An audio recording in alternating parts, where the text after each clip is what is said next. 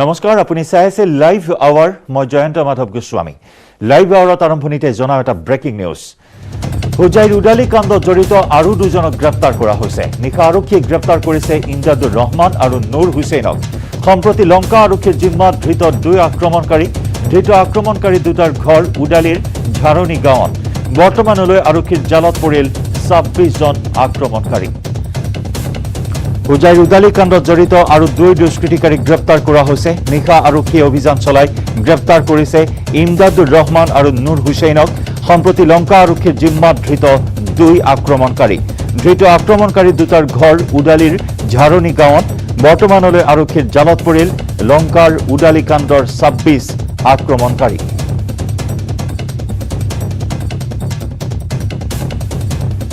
এই খণ্ডত অধিক খবৰ লাভ কৰিম আমাৰ সাংবাদিক প্ৰণৱ শৰ্মাৰ সৈতে আমি সংযুক্ত হৈছো প্ৰণৱ আৰক্ষীৰ অভিযান পুনৰ আৰু দুজন অভিযুক্তক পুনৰ গ্ৰেপ্তাৰ কৰা হৈছে নিশ্চয়কৈ জয়ন্ত যেহেতু যোৱাকালি অসম আৰক্ষীৰ সঞ্চালক প্ৰধান ভাস্কৰজ্যোতি মহন্ত আহি যেতিয়া হুজাইত উপস্থিত হৈছিল তেওঁ তেতিয়া এটাই কথা উল্লেখ কৰিছিল যে যেহেতু বৰ্তমান 24 গৰাকী দুৰ্বৃত্ত কৰায়ত্ব কৰা হৈছে আৰু 24 গৰাকী দুৰ্বৃত্তৰ উপৰিও আৰু 2-3 গৰাকী দুৰ্বৃত্ত এতিয়াও পলাতক হৈ আছে আৰু সমান্তৰালভাৱে যি ধৰণে ডিজিপি গৰাকীয়ে মন্তব্য কৰি গৈছিল সেই সমান্তৰালভাৱে নিশা পুনৰ হুজাই আৰু লংকা আৰক্ষীয়ে এই অভিযান তীব্ৰত কৰি তুলিছিলে এছপি বৰুণপুৰ কাষ্টৰ নেতৃত্বত লংকা আৰক্ষী নিশা উদালিৰ পূব ঝাৰণী গাঁৱৰ পৰা অভিযান চলাই এই ঘটনা চিকিৎসক আক্ৰমণৰ ঘটনাৰ লগত জড়িত থকা দুই দুৰ্বৃত্তক পুনৰ গ্ৰেপ্তাৰ কৰিবলৈ সক্ষম হৈছিলে আৰু গ্ৰেপ্তাৰ কৰা দুৰ্বৃত্ত দুটা হৈছে ইমদাদুৰ ৰহমান আৰু নুৰ হুছেইন ইতিমধ্যে লংকা আৰক্ষীয়ে এই ঘটনাৰ লগত জড়িত 26 গৰাকী দুৰ্বৃত্তক গ্ৰেপ্তাৰ কৰিবলৈ সক্ষম হৈছে ইয়াৰে 14 গৰাকী দুৰ্বৃত্তক ইতিমধ্যে ন্যায়িক জিম্মালৈ প্ৰেৰণ কৰিছে আৰু 7 গৰাকী দুৰ্বৃত্ত ইতিমধ্যে লংকা আৰক্ষীৰ জিম্মাত 3 দিনৰ জিম্মাত আছে আৰু তেওঁলোকক ইতিমধ্যে লংকা আৰক্ষীয়ে সোধপোছ অব্যাহত ৰাখিছে আৰু সমান্তৰালভাৱে নিশা পুনৰ লংকা আৰক্ষীয়ে অভিযান চলাই দুগৰাকী দুৰ্বৃত্ত কৰায়ত্ব কৰিবলৈ সক্ষম হৈছে আৰু হয়তো তেওঁলোকৰ ভাষ্যৰ ভিত্তিত পুনৰ এই অভিযান অব্যাহত থাকিব আৰু পুনৰ এই ঘটনাৰ লগত জড়িত থকা আৰু বহুকেইটা দুৰ্বৃত্তক হয়তো কৰায়ত্ব কৰিবলৈ সক্ষম হ'ব জয়ন্ত প্ৰণৱ এই মুহূৰ্তত জানিব বিচাৰিম আৰু কিমানজন অভিযুক্ত বৰ্তমান পলাতক অৱস্থাত আছে আৰু কিমানজনৰ বিৰুদ্ধে অভিযান বৰ্তমানেও অব্যাহত আছে আৰক্ষীৰ নিশ্চয়কৈ জয়ন্ত ইতিমধ্যে মুঠ 26 গৰাকী দুৰ্বৃত্ত ইতিমধ্যে আৰক্ষীৰ জালত পৰিছে আৰু বুধবাৰৰ দিনলৈকে যেহেতু দিনৰ ভাগলৈকে 24 গৰাকী দুৰ্বৃত্ত আৰক্ষীৰ জালত পৰিছিলে আৰু তেনে সময়তে ডিজিপি গৰাকী যেতিয়া হুজাইত আহি উপস্থিত হৈছিলে 24 গৰাকীৰ উপৰি ডিজিপি গৰাকীয়ে মন্তব্য কৰিছিলে যে আৰু 2 বা 3 জন দুৰ্বৃত্ত এতিয়াও পলাতক হৈ আছে সেইমতে চাবলৈ গ'লে ইতিমধ্যে দুগৰাকী দুৰ্বৃত্ত ইতিমধ্যে গ্ৰেপ্তাৰ হৈছে কিন্তু 26 গৰাকী এই দুৰ্বৃত্ত এই সমগ্ৰ ঘটনাটোক সংঘটিত কৰিছিলে আৰু সেই সামগ্ৰিক যি আৰক্ষীৰ অভিযান বা আৰু আৰক্ষীৰ হাতত আৰু কি কি তথ্য আছে সেইটো পৰৱৰ্তী সময়ত আমি অৱগত কৰিবলৈ সক্ষম হ'ম জয়ন্ত প্ৰণৱ ধন্যবাদ জ্ঞাপন কৰিছো আপোনাক আমি পুনৰ সংযুক্ত হ'ম পৰৱৰ্তী সময়ছোৱাত আৰক্ষী এনেদৰে অভিযান তীব্ৰত কৰি তুলিছে আৰক্ষী সঞ্চালক প্ৰধান ভাস্কৰজ্যোতি মহন্তই সদৰি কৰিছে যে কোনো দুৰ্বৃত্তই হাৰি যাব নোৱাৰিব আৰু সেই অনুসৰি আৰক্ষীৰ অভিযানত পুনৰ দুই দুষ্কৃতিকাৰী জালত পৰিছে ইমদাদুৰ ৰহমান আৰু নুৰ হুছেইন এই দুই অভিযুক্তক বৰ্তমান গ্ৰেপ্তাৰ কৰা হৈছে ঘৰ উদালিৰ ঝাৰণী গাঁৱত আৰু ইয়াকে লৈ বৰ্তমান আৰক্ষীৰ জালত পৰিল 26টা দুষ্কৃতিকাৰী ইয়াৰে 7 জনক ইতিমধ্যে আৰক্ষীৰ জিম্মালৈ প্ৰেৰণ কৰা হৈছে 14 জনক ন্যায়িক জিম্মালৈ প্ৰেৰণ কৰা হৈছে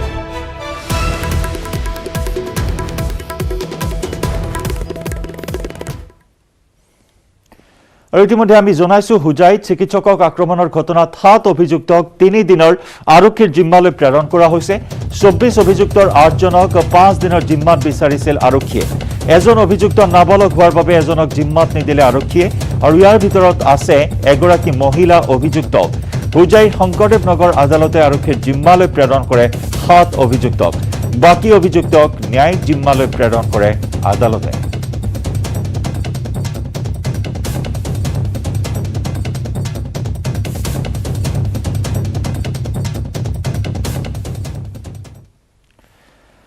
ইফালে হুজাইত চিকিৎসকৰ ওপৰত আক্ৰমণৰ পিছত এইবাৰ মৰিয়নীত পুনৰ চিকিৎসকৰ ওপৰত আক্ৰমণৰ অপচেষ্টাৰ খবৰ অস্ত্ৰোপচাৰ কক্ষত সোমাইহে কথম্পি প্ৰাণ ৰক্ষা কৰে এগৰাকী চিকিৎসকে মৰিয়নীৰ কাকজান চাহ বাগিচাৰ চিকিৎসালয়ত নিশা ৰোগীৰ মৃত্যুক লৈ উত্তপ্ত পৰিস্থিতিৰ সৃষ্টি হয় বাগিচাখনৰ ৰাজু ৰবি দাস নামৰ ৰোগীজনৰ চিকিৎসালয়ত মৃত্যুৰ পাছতেই উত্তেজিত হৈ উঠে আত্মীয়সকল চিকিৎসকৰ গাফিলতিৰ অভিযোগ তুলি উত্তেজিত লোকসকলে চিকিৎসালয়খন লণ্ডভণ্ড কৰাৰ লগতে চিকিৎসক নাৰ্ছকো প্ৰহাৰ কৰিবলৈ উদ্যত হয় চিকিৎসকগৰাকী অস্ত্ৰোপচাৰ কক্ষত সোমাইহে কথম্পি উত্তেজিত লোকৰ পৰা ৰক্ষা পৰে ঘটনাস্থলীত মৰিয়নি আৰু দেবেৰাপাৰ আৰক্ষী থানাৰ বিষয়া নেতৃত্বত যোৱা নিৰাপত্তাৰক্ষীৰ এটা দল উপস্থিত হৈ নিয়ন্ত্ৰণ কৰে উত্তপ্ত পৰিস্থিতি উডালি কাণ্ডৰ চাঞ্চল্য প্ৰতিক্ৰিয়া সমগ্ৰ ৰাজ্যজুৰি অব্যাহত থকাৰ সময়তে নিশা প্ৰায় 9:30 বজাত কাকপথাৰৰ বাগিচাৰ এই চিকিৎসালয়খনত উত্তপ্ত পৰিস্থিতিৰ সৃষ্টি হয় এগৰাকী ৰোগীৰ মৃত্যুৰ পিছতে উত্তেজিত হৈ উঠে আত্মীয়সকল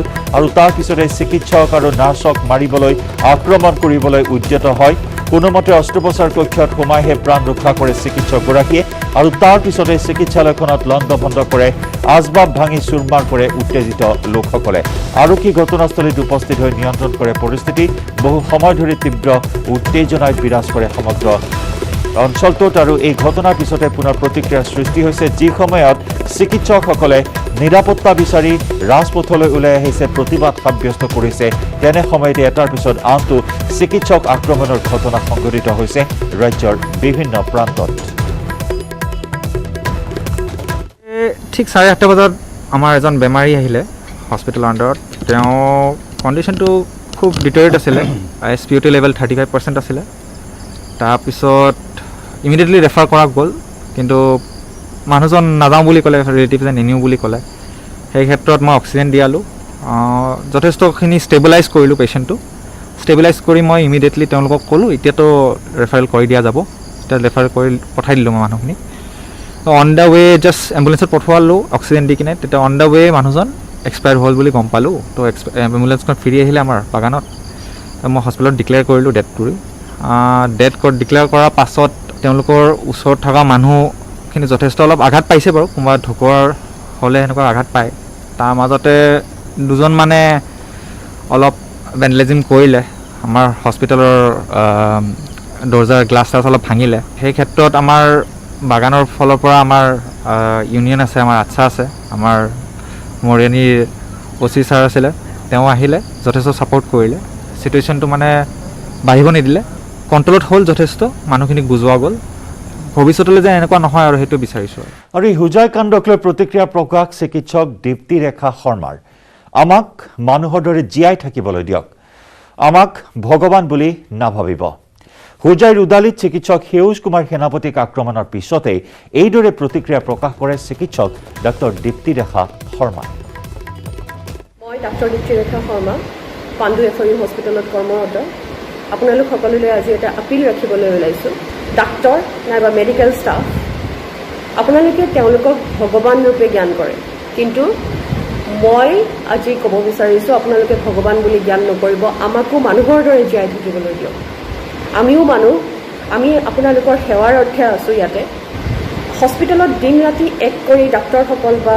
নাৰ্ছসকল নাইবা মেডিকেল ষ্টাফসকল বহি থাকে যাতে যিকোনো কেছ আহক ইমাৰ্জেঞ্চি আহক তেওঁলোকে সেৱা কৰিব পাৰে কিন্তু কালি যিটো দেখা গ'ল ডাক্তৰ সেউজ সেনাপতি হোজাইত তেওঁ কিন্তু সেই ৰোগীজনক বচাবলৈ গৈছিলে কিন্তু তাৰ আগতেই ৰোগীজন ঢুকাইছিলে কিন্তু তেওঁৰ যিসকল এটেণ্ডেণ্ট আছিলে সেই কথাটো বুজি নাপালে আৰু তেওঁক বহুত বেছিকৈ মাৰধৰ কৰিলে সেয়ে মই কৈছোঁ আপোনালোকে মই আপিল কৰিম যাতে আপোনালোকে আমাক মানুহ হিচাপে জীয়াই থাকিবলৈ দিয়ে যি সময়ত কোভিডৰ এই পৰিস্থিতিৰ পৰিপ্ৰেক্ষিতত বেলেগ বেলেগ ডিপাৰ্টমেণ্টৰ ব্যক্তিসকলে ঘৰত বহি ৱৰ্ক ফ্ৰম হোম কৰিব পাৰিছে সেইটো সময়ত আমি সৰু সৰু বাচ্চা এৰি 8 মহীয়া 9 মহীয়া বাচ্চা এৰি নাইবা প্ৰেগনেণ্টসকলেও আনকি প্ৰেগনেণ্টসকলেও হস্পিটেলত ডিউটি কৰিবলগীয়া হৈছে সমানে সেইটো সময়ত যদি আপোনালোকে আমাৰ লগত এই পৰিস্থিতিৰ সূচনা কৰে তেনেহ'লে কিন্তু ডাক্তৰসকলেও হতাশ হৈ পৰিব আপোনালোকক সেৱা আগবঢ়োৱাতকৈ তেওঁলোকেও মানসিকভাৱে যথেষ্ট হতাশ হৈ পৰিব আপোনালোকে ইন ৰিটাৰ্ণ যদি এনেকৈ আমাক ৰিৱাৰ্ড দিবলৈ ষ্টাৰ্ট কৰে সেয়েহে আমাৰ এই অনুৰোধ যাতে আপোনালোকে আমাক ভগৱান ৰূপে জ্ঞান নকৰি মানুহ হিচাপে সকলোৱে যেনেকৈ একেলগে আছোঁ তেনেকৈ মানুহ হিচাপে আমাক জীয়াই থাকিবলৈ দিয়ক লাইভ আৱাৰৰ পৰৱৰ্তী অংশলৈ যোৱাৰ পূৰ্বে লৈছোঁ এটি চমু বাণিজ্যিক বিৰতি ডক্টৰ হিমন্ত বিশ্ব শৰ্মাৰ উপ ৰাষ্ট্ৰপতি ভেংকায়া নাইডু প্ৰধানমন্ত্ৰী নৰেন্দ্ৰ মোদী কেন্দ্ৰীয় গৃহমন্ত্ৰী অমিত শ্বাহ, প্ৰতিৰক্ষা মন্ত্ৰী ৰাজনাথ সিং, বিত্তমন্ত্ৰী নিৰ্মলা সীতাৰমণৰ লগতে কেইবাগৰাকী কেন্দ্ৰীয় মন্ত্ৰী আৰু কেন্দ্ৰীয় গৃহ সচিবক সাক্ষাৎ কৰে মুখ্যমন্ত্ৰীয়ে। লগতে NSA অজিত ডোভাল, ৰৰ মুৰব্বীক সাক্ষাৎ কৰে মুখ্যমন্ত্ৰী ডক্টৰ শৰ্মাই। ইতিমধ্যেই ৰাজ্যত আলফা চৰকাৰৰ আলোচনাৰ পৰিৱেশ সৃষ্টি হৈছে আৰু সেই সময়তেই মুখ্যমন্ত্ৰীৰ এই দিল্লী ভ্ৰমণ অতি গুৰুত্বপূৰ্ণ তথা তাৎপৰ্যপূৰ্ণ বিবেচিত হৈছে। বৰ্তমান নতুন দিল্লীত থকা মুখ্যমন্ত্ৰী ডক্টৰ হিমন্ত বিশ্ব শৰ্মাই এজনৰ পিছত আনজন কেন্দ্ৰীয় নেতাক সাক্ষাৎ কৰিছে। উপৰাষ্ট্ৰপতি ভেংকায়া নাইডু, প্ৰধানমন্ত্ৰী নৰেন্দ্ৰ মোদী, কেন্দ্ৰীয় গৃহমন্ত্ৰী অমিত শ্বাহ, প্ৰতিৰক্ষা মন্ত্ৰী ৰাজনাথ সিং, বিত্তমন্ত্ৰী নিৰ্মলা সীতাৰমণক সাক্ষাৎ কৰিছে। লগতে কেইবাগৰাকীও কেন্দ্ৰীয় মন্ত্ৰী আৰু কেন্দ্ৰীয় গৃহ সচিবকো সাক্ষাৎ কৰে মুখ্যমন্ত্ৰী ডক্টৰ শৰ্মাই।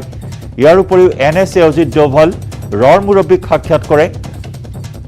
যিহেতু ৰাজ্যত ইতিমধ্যে আলফা চৰকাৰৰ আলোচনাৰ এটা পৰিৱেশৰ সূচনা হৈছে আৰু সেই সময়তেই মুখ্যমন্ত্ৰীৰ এই দিল্লী ভ্ৰমণ অতি গুৰুত্বপূৰ্ণ বিবেচিত হৈছে।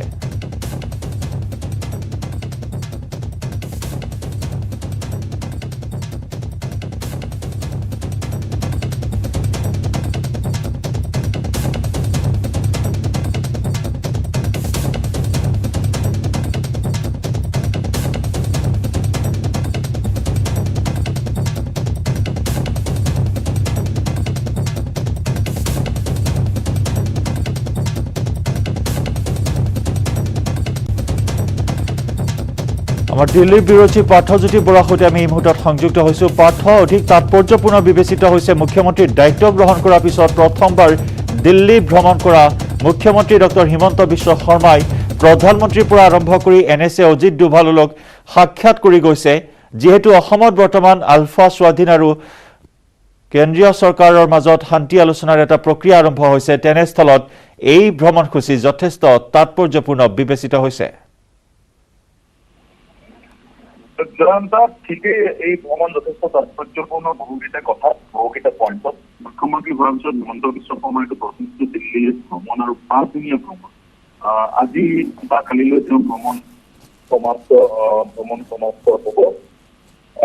ইতিমধ্যে আপুনি জনাইছে যথেষ্ট গুৰুত্বপূৰ্ণ। আজি 10:30 বজাত তেওঁ সাংবাদিকসকলক সম্বোধন কৰিব আৰু তেতিয়াই প্ৰতিজন তেওঁ প্ৰধানমন্ত্ৰীকে ধৰি বহুকেইজন কেন্দ্ৰীয় কেবিনেটৰ মন্ত্ৰীক সাক্ষাৎ কৰিলে। গতিকে সেই সাক্ষাতত কি আলোচনা হ'ল বা অসম সম্বন্ধীয় কি বিষয়ে আলোচনা হ'ল সেই সন্দৰ্ভত আমি প্ৰশ্ন অৱতাৰণা কৰিম। বহুকেইটা গুৰুত্বপূৰ্ণ বিষয় আছে। এটা অতিকৈ গুৰুত্বপূৰ্ণ আৰু অতি সংবেদনশীল বিষয় হৈছে দ্বাদশ শ্ৰেণীৰ পৰীক্ষা।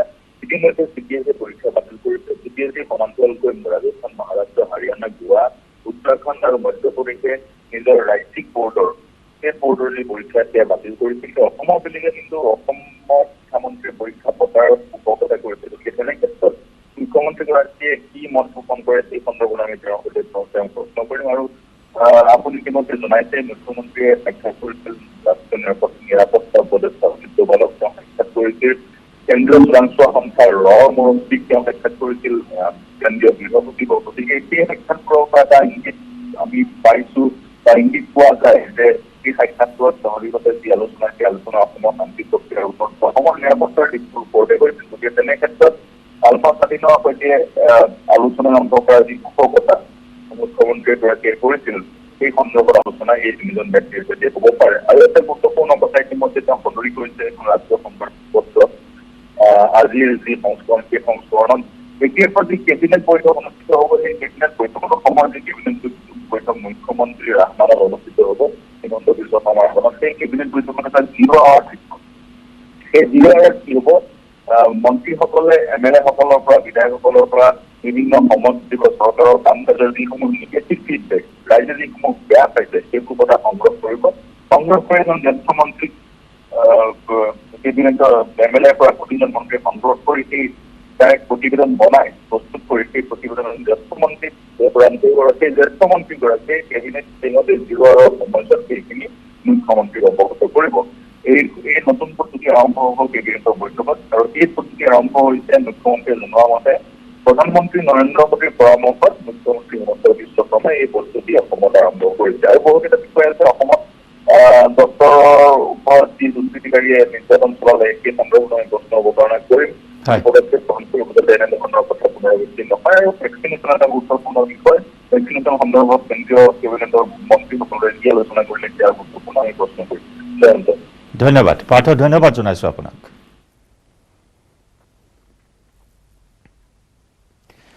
তিনিচুকীয়াত ব্যাপক ৰূপত বৃদ্ধি কৰোনা আক্ৰান্তৰ সংখ্যা। বুধবাৰে তিনিচুকীয়া জিলাত 415 জন নতুনকৈ আক্ৰান্ত হৈছে আৰু বিগত 10 দিনত তিনিচুকীয়াত 3779 জন লোক নতুনকৈ আক্ৰান্ত হৈছে। ৰাজ্যৰ ভিতৰতে তিনিচুকীয়াত সৰ্বাধিক আক্ৰান্ত। কামৰূপ মহানগৰতকৈ তিনিচুকীয়াত অধিক লোক আক্ৰান্ত হৈছে কোভিড-19ত। বুধবাৰে কামৰূপ মহানগৰত 383 জন নতুনকৈ আক্ৰান্ত হয়। ডিব্ৰুগড়ত 313 আৰু নগাঁৱত আক্ৰান্ত 294 জন লোক। বুধবাৰে ৰাজ্যত কৰোনা আক্ৰান্তৰ হাৰ 4.06%।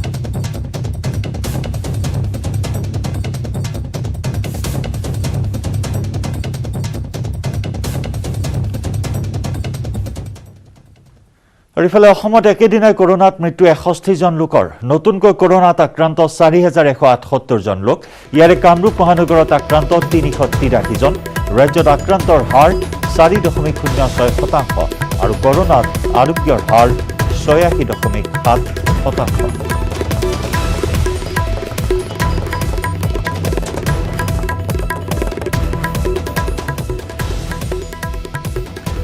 কাছাৰত চিকিৎসাকৰ্মীৰ ওপৰত আক্ৰমণৰ অপচেষ্টাত দুৰ্বৃত্তৰ। ঘটনাত 4 জনক ইতিমধ্যে আটক আৰক্ষীৰ। ধৃত কেইজন হৈছে বাপন তেলী, বাবুল মাহাতো, অজয় মিৰ্জা আৰু মদন তেলী। কাছাৰৰ কালাইৰ সিন্দুৰা চাহ বাগিচাত মঙলবাৰে সংঘটিত হৈছিল এই ঘটনা। বাগিচাৰ শ্ৰমিকসকলক কোভিড টেষ্ট কৰি হাস্পতাললৈ উভতাৰ সময়ত চিকিৎসাকৰ্মীসকলক আক্ৰমণৰ চেষ্টা কৰে উদন্ত যুৱকৰ এটা দলে। ইতিমধ্যে 4 অভিযুক্ত আৰক্ষীৰ জালত। उन्हें काम में डिस्टर्ब किया, मिसबिहेव किया, इंटरफेयर किया, लेकिन कोई फिजिकल हार्म पहुंचाने की सूचना अभी तक मिली नहीं है।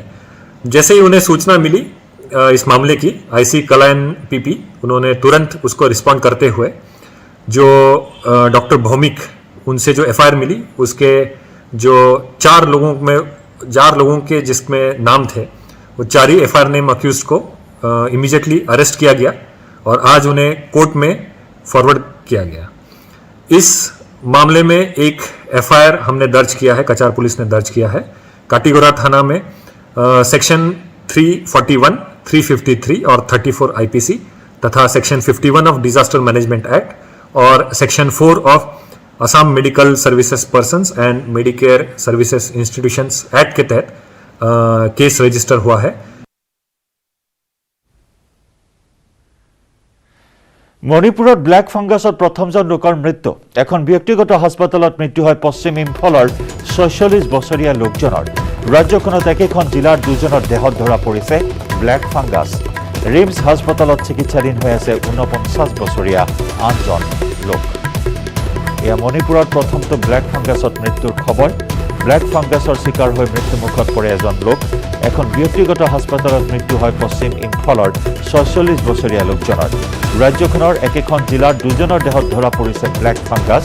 ৰিমছ হাস্পতালত চিকিৎসাধীন হৈ আছে 49 বছৰীয়া আনজন লোক।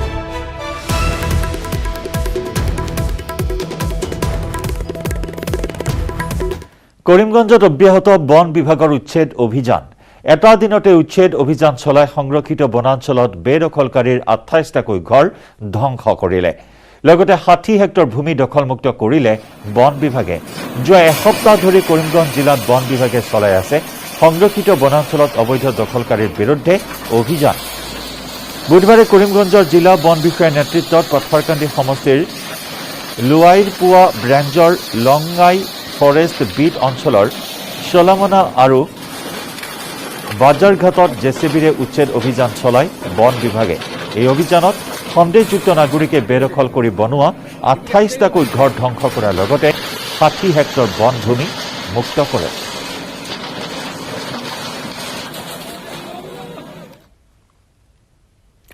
আৰু ইয়াৰে সৈতে সময় হ'ল লাইভ আৱাৰৰ পৰা বিদায় লোৱাৰ। নমস্কাৰ।